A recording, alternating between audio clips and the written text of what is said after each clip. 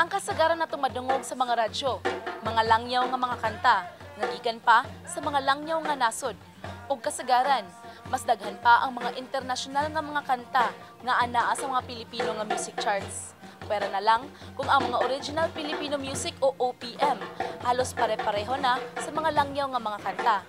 Karon, atong sayron ang gabuhat og kanta base sa iyang kulturang Mindanawan. Kung ikaw maminaw sa radyo, unsa nga klase sa kanta imong mas pilion? Ang langyaw nga kanta nga gikan sa langyaw nga mga artists o usa ka artist nga lokal, tubong Mindanao nga ang klase sa kanta mas nailhan natong nitibo.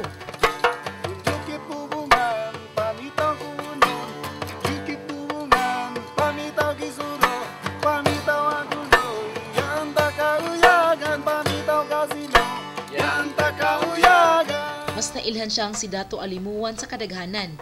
Apan sa tinud nga kinabuhi, siya si Pio Labra Pataganaw. Gikan siya sa probinsya sa Bukidnon, sa tribong Manobo.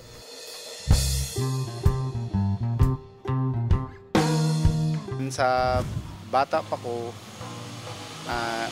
hilig na gina ko kanang magkanta o kanang gaapil ko kanang mga kanang amateur singing contest ba. Pero dili gud kadaog ba na kinaan pa po yung mga maayo nga mga mangantahay. Pero kuan lang padayon nang gyapon ko kuan, padayon nang gyapon ko og apil. Tungod sa sige niya kapildi, niabot ang panahon nga nawad-an siya gana sa pagkanta. Busa, nisulod siya sa matang sa sports. Nagbalhin ko basketball. Nya kuan, nagbalhin po mi og puyo. So naabli ang ako ang kuan, naabli ang ako ang kanang una-una lugar. So nangandoy usab si Pio nga mosulod sa Philippine Basketball Association o PBA. Tungod kay walay kaya ang iyang pamilya nga makasunod siya sa usa sa mga dakong universidad. Wala na lang usab niya gipadayon ang iyang pangandoy. Sad kay ko kay di man ta ka eskwela og mga university nga mga kuan dagko, so walay chance.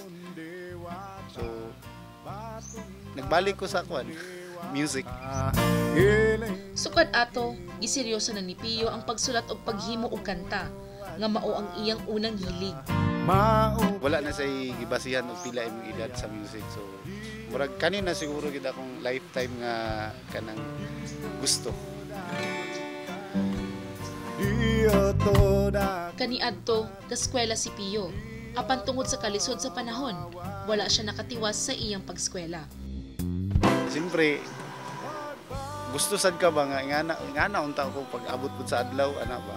Pero wala may kuan ba, murag wala gid koy chance ato nga time.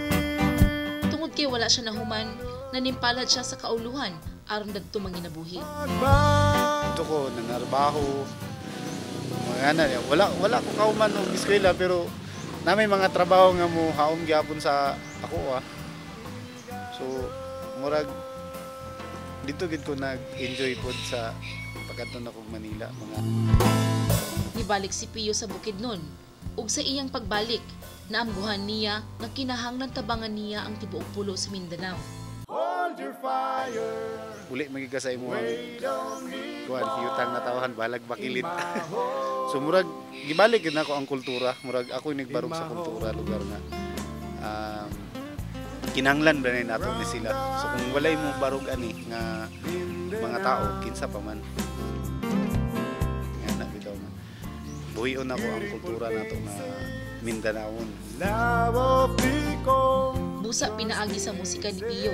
Iyang gustong maedukar ang mga katawhan kung unsa ang kulturang Mindanawan. Ilabi na ang mga taong wala nakahibalo sa tinuod nga hulagway sa Mindanao.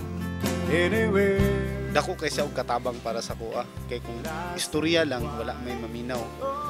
So kung gamiton nimo siya og kanta, nga gwapo ang imong buti pasabot, mas daghan na ang imong makapaminaw lugar.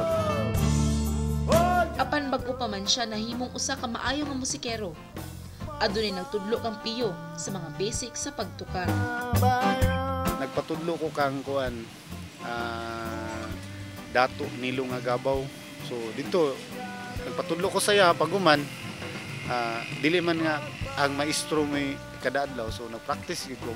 Para sa kuha, ang pag-eskwela is dili lang sa eskwelahan.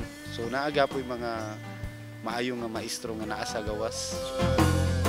Sama sa iyang pagtuon og tukar og instrumento, nagtuon usab siya sa pagsulat og kanta. Nailan ako si kuan si Waway nga saway. So mo gid sa ang kanang nakatabang pud sa kuha nga maghimo og mga gwapo nga mga kanta. Katong si Ryan Cayabyab ang naghimo. So naka-appeal pud ko na Mindanao representative. Andam ang iyang mga instrumento, iyang mga maanindot nga mga kanta ug iyang misyon sa pagtabang sa Mindanao. Niadto si Pio sa mga nagkalain-laing lugar aron lang makatukar. Apan lisod ang kahimtang sa usa ka musikero nga bag-o pang gasugod. Grabe gyapon ang struggle kanang mag-promote ka og music nga wala pay mutuo sa imuha. Nang magkanta ka, wala gyud na sakay mig bus sa una, di pa mi pasakyon sa driver kay mahal daw ang pliti, ingana ba? Sa iyang mga lisod nga kaagi, wala nawad-an og paglaom si Pio. Grabe gayud ang iyang pagpaningkamot, taliwala sa kalisod ug kahagom. Padayon gihapon si Pio.